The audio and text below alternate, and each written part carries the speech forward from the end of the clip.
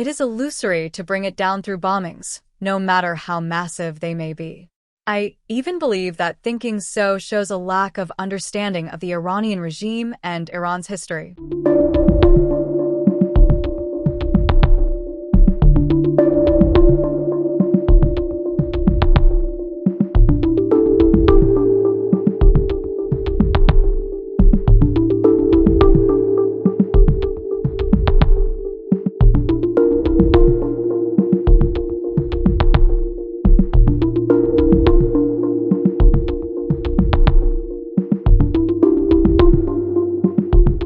Illusoire d'arriver à le faire chuter par des bombardements aussi massifs soient-ils. It is illusory to bring it down through bombings, no matter how massive they may be.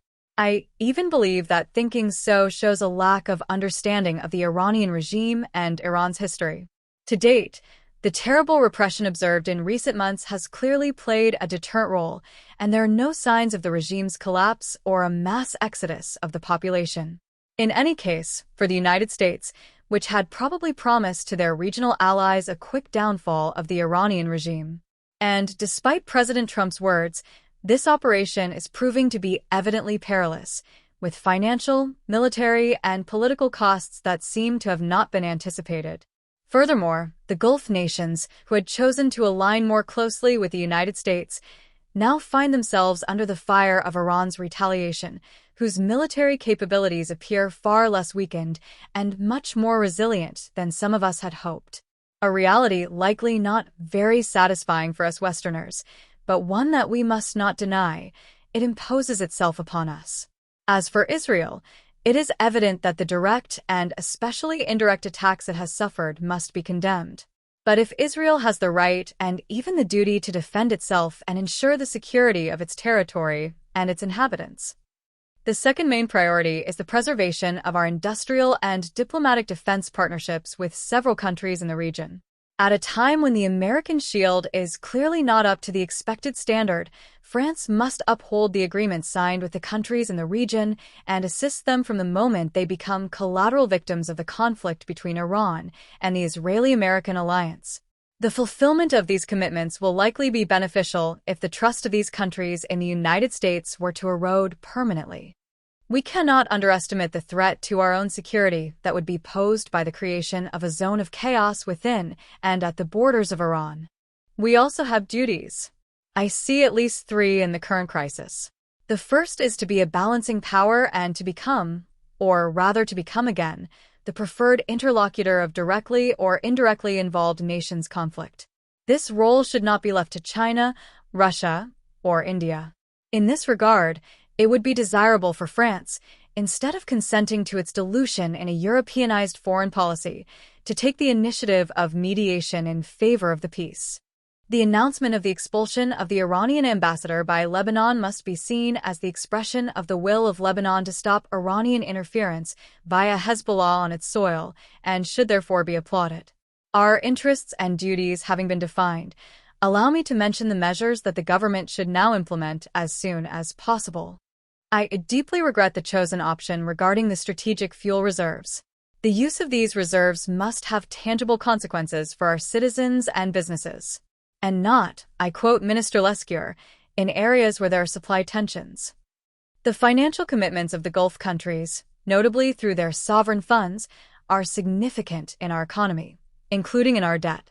However, it is possible that once the situation is stabilized, these countries might redirect a significant portion of this money for their reconstruction and for strengthening security.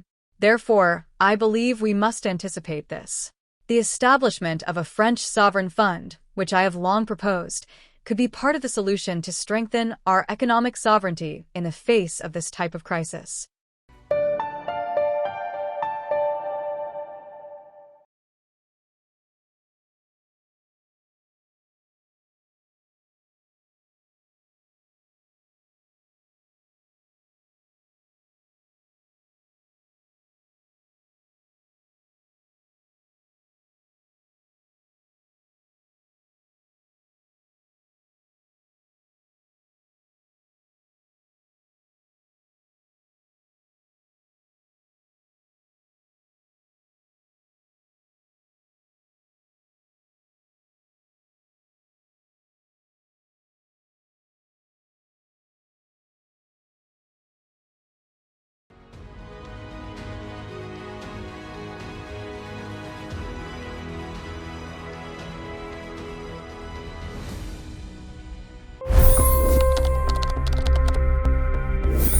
25 crore गरीब गरीबी को परास्त करके बाहर निकले।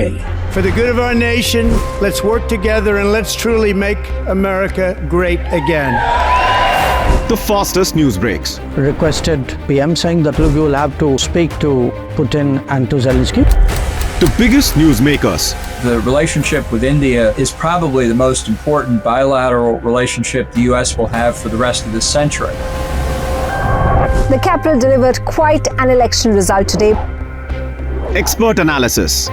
The million-dollar question today is how to stop this dance of death. Ground reports. I'm standing at the crossroad of the Kumbh Mela. Behind me are more than 100 entry ghats. Long-form interviews. Exclusionary politics is reflected in Manipur case as well. You don't bother because this is a small state. Deep dive into burning issues. It's often said DRC could be the richest country in the whole world. It's because of what sits underneath. Why exactly did the US topple the Sheikh Hasina government? HT videos. We don't just break news, we break it down.